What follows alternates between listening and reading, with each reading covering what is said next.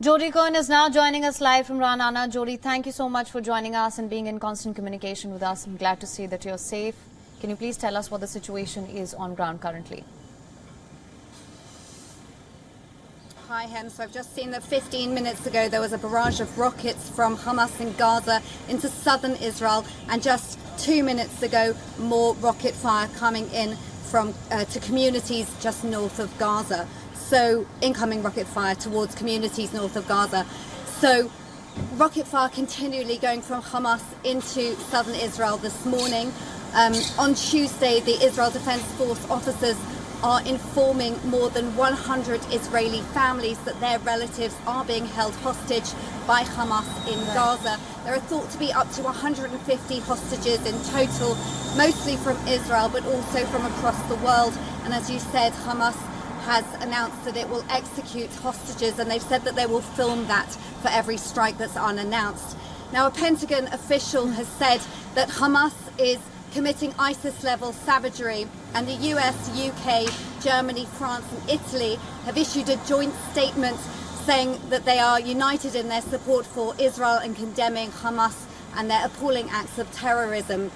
There have been more infiltration attempts from the south and from the north on Monday. The IDF says that they have prevented those and that they've secured the borders. There is concern among the people that Hamas could enter potentially through tunnels. We know that 1,500 Hamas militias have been killed within Israel's borders.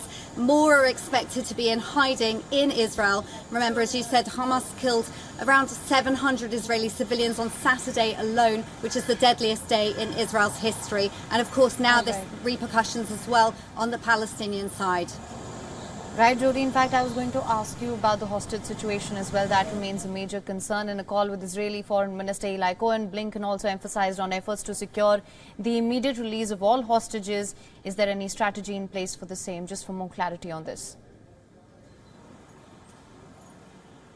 So apparently there are talks, ongoing mediation efforts by the likes of Qatar. We haven't heard news on that. Horrific images, of course, being being put on social media by Hamas.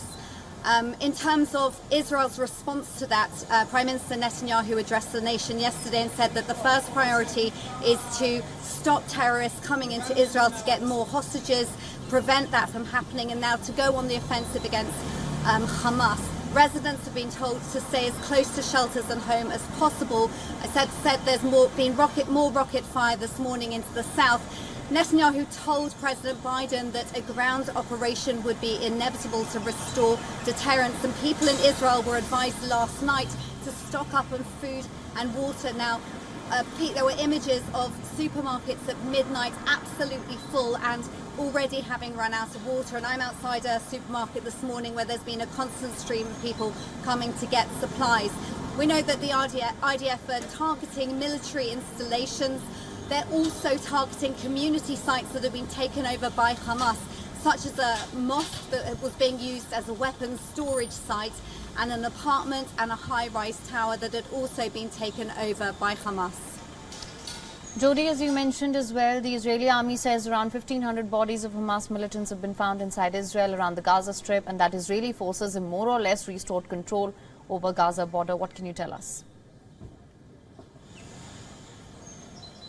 Yes, so the IDF is saying that they've stopped, that there were continual attempts yesterday for more Hamas militia trying to come across the border, but that they managed to push those back. For the first time as well, Islamic Jihad in Lebanon were trying to cross the border into northern Israel, so we've seen that on the northern border for the first time as well.